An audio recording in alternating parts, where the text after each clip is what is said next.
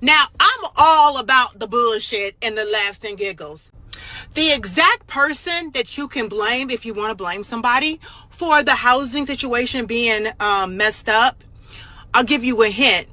You probably got a bedazzled t-shirt with his face all over it. Now, it was Barack Obama. Now, am I a Republican? No. Am I a Trump supporter? No.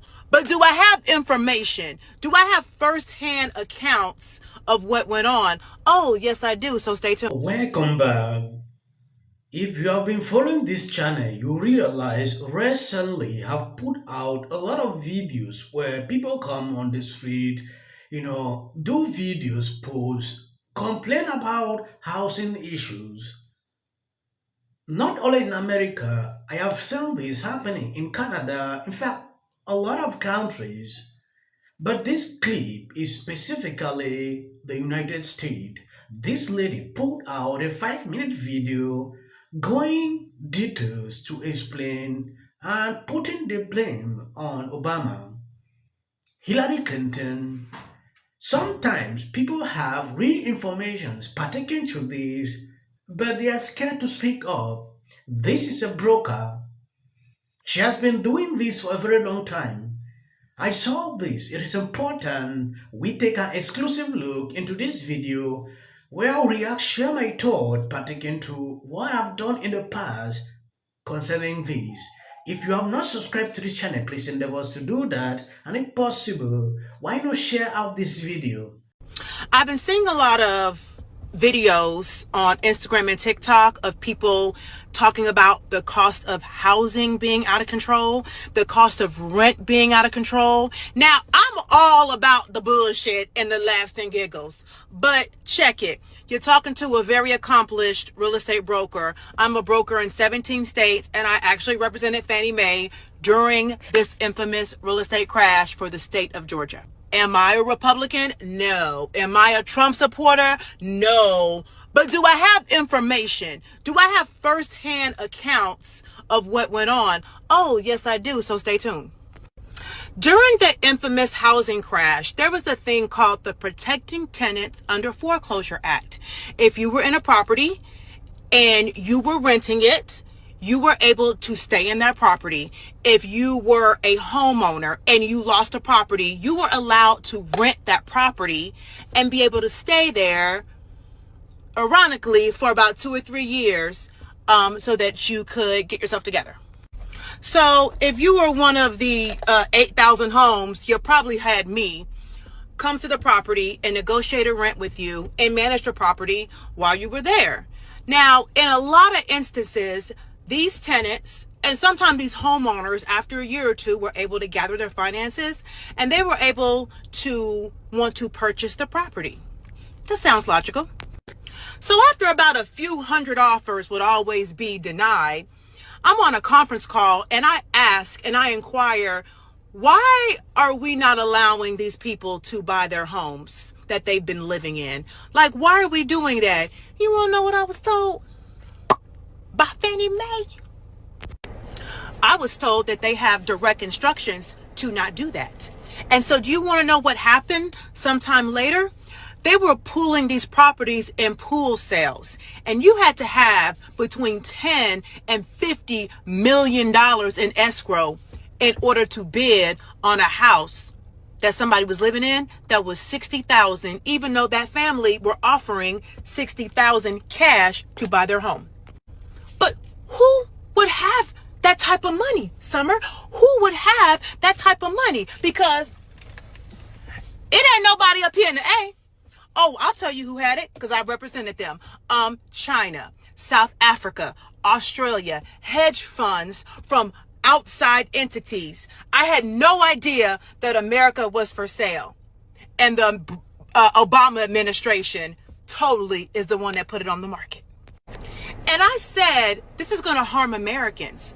Like, why do you not want Americans to be able to buy this property at these low rates? And I also was told, because if you have a father who makes good money and his wife, the mother, makes good money, and they're not paying high prices for where they live, and they're saving money, and now they are opening businesses, and now the wife's not working, taking care of the family. It changes the dynamic and the course of how America is built, and we don't want that. So basically, you want people to stay in debt, and you want them to pay these exorbitant prices. It was all by design, y'all.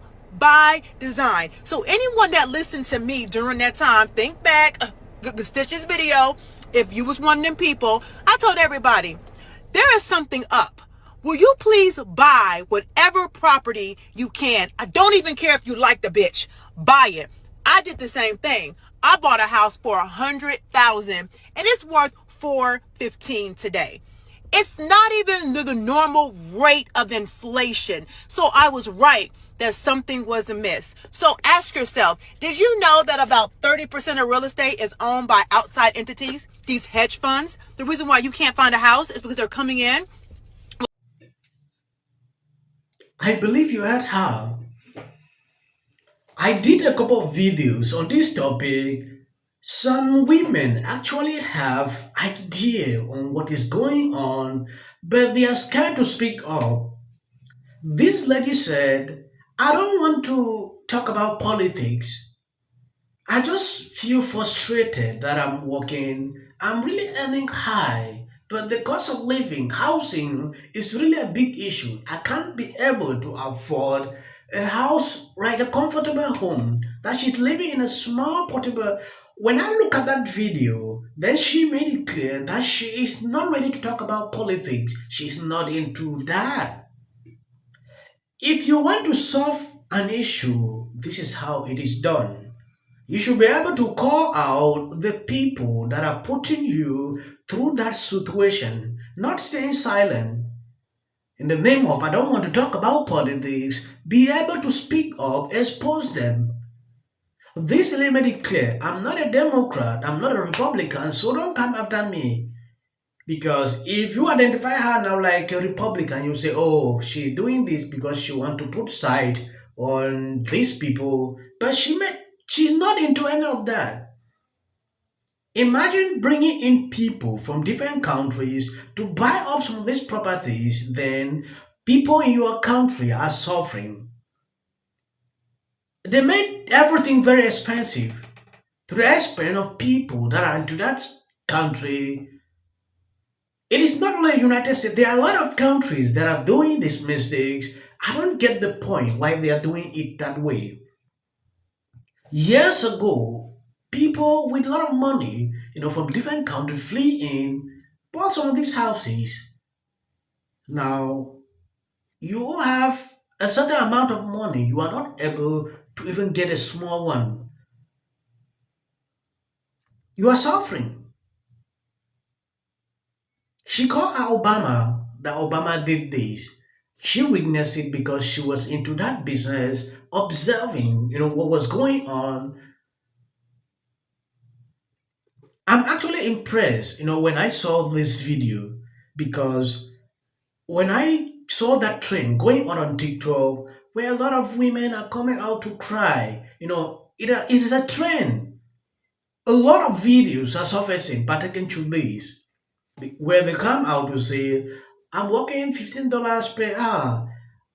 I cannot do this one. I cannot do this one. Then staying silent, that is all they focus on. Who is causing you to be suffering? Like I have been saying, vote wisely. Be able to choose people that will be able to make your life comfortable. That is how it is done.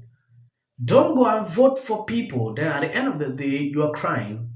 When I first see a girl, coming out to do this video, my first question, would you vote?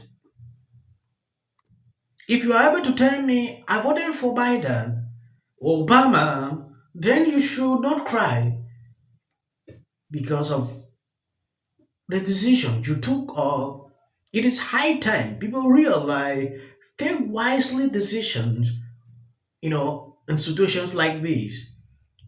Some are crying today. In 2024, they will still go and make that same mistake. It is crazy.